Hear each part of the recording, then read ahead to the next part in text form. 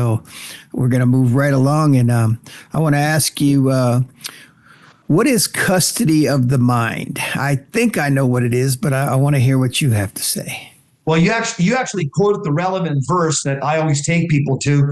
It's in 1 Corinthians chapter 10, verse 5, where St. Paul says, take every thought captive in obedience to Christ. Amen. That's the definition of custody of the mind. Custody of the mind, it means having clean mental habits, which begin with avoiding the near occasion of sin. And for men, that means you got to watch what you watch on your phone and on the internet, because the devil wants to pollute your mind. And we want to take custody of our mind and take our thoughts captive to Christ. Again, for some people, this may mean that you got to put blockers in your computer, or you got to have an accountability partner. But the fact is, a daily prayer life, praying at set times of the day. I prayed 6, 12, 6 and evening prayers. And also doing the fasting. I try to fast on Wednesdays and Fridays. Fasting and prayer will give you the strength to take custody of your mind and thoughts. Yeah. So, Jess, how about, is there anything such as white magic? White magic. Father Gabriel Amorth, the greatest exorcist that we have, he says, you got black magic and white magic. It's all comes from the same source. It's all diabolic. But I will tell you, Father Amorth, he says all magic is practice, and it's recourse to Satan. All of it is. Now, let me give you a different definition, though. Okay, you got magic that ends with a K. Magic. That term is the one that was coined by Satanist Aleister Crowley, and that's ritualistic. That draws upon like manipulating preternatural demonic powers, like in a seance. Mm-hmm. This is different from magic with a C. What do I mean by that? There was a very famous Catholic saint well over 200 years ago called St. John Bosco. Mm-hmm. And St. John Bosco, he used to entertain young men in the streets and in his home. He used to set up a stage, and he would do magic with a C to evangelize people and to bring people closer to Christ. We call him St. John Bosco, patron saint of teenagers and young men. He would do like stuff like tying 3 ropes together to explain to the young men the Trinity, or he would do other magic tricks with a C to promote Christian values, not witchcraft. So there's a difference between magic with a K, which is recourse to Satanism and the occult, and magic as St. John Bosco practiced magic. That's what he was known for. And the Catechism actually gives an in-depth definition of this. If you want to read it, it's in paragraph 2117 of the Catechism. It denounces the occult, satanic magic without a doubt. Gotcha. So there's a little bit of a difference there. Yeah. When you go to a circus and you see a clown performing magic tricks versus the demonic and the connection to the demonic. Seance, and have you seen a shaman lift up the table by conjuring up spirits? Yeah. Yeah. Somebody climbed the wall or something. Anyway. Anyway. What is the role of sacramentals in spiritual warfare? That's the advantage that Catholics have over Protestants. The Protestants are very anti-sacramental and anti-sacrament as well, most of them. A sacramental, like I'm wearing around my neck, the miraculous medal, the St. Benedict's medal, and my brown scapular. A sacramental is something material that was given to us by the church that has been blessed by the church.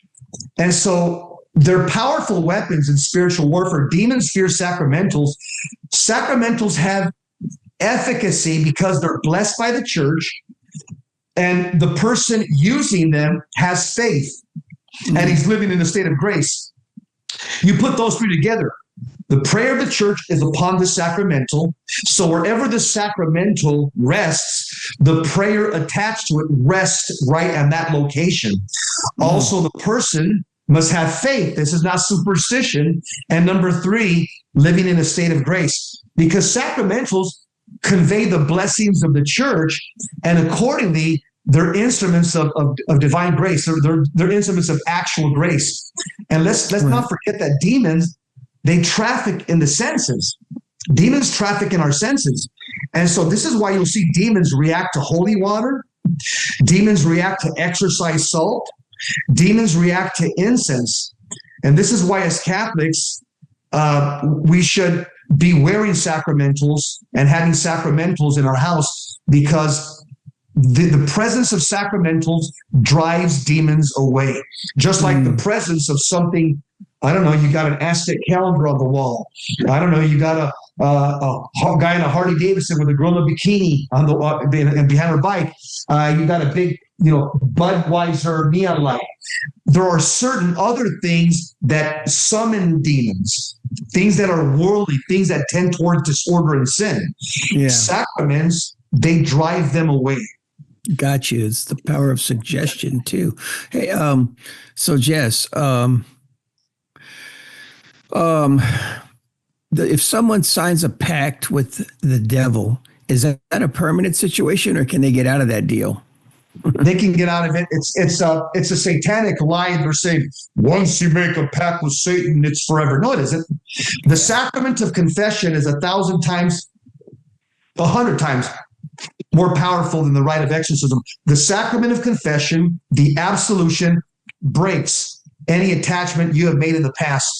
There was a very famous 6th century Catholic bishop named Bishop Theophilus of Andala, and he had made a pact with the devil, and then he, as a result of being involved in Satanism, he ended up becoming catechized, evangelized, came back to the church through the intercession of the Blessed Virgin Mary, and he went to confession, received absolution, and he said it broke it completely. You also have another very famous Satanist who's now a Catholic on the way to be canonized, Blessed Bartolo Longo. He lived back in the 18th century. He was a Satanist. He got caught up. He got recruited to a satanic sect in college, and a Catholic priest intervened. A Catholic priest gave him the miraculous medal, showed him how to pray the rosary. Saint Bartolo Longo went inside of the church, did an act of contrition, and prayed the Memorare in front of the image of the Blessed Virgin Mary. And he said he was instantly delivered from demons that were in his body. And he became one of the greatest promoters of the Holy Rosary back in the 18th century. So he was another satanic priest who became one of the hardest charging Catholic preachers back in the 18th century. So yes, it is a lie of the devil that once you make a pact with the devil, that it's permanent. Baloney. The sacrament of confession, repentance, contrition, compunction of heart, the absolution of a priest, boom, breaks that pact that you made. Very good. If you like the message of Virgin Most Powerful Radio, type in under comments, Jesus is King.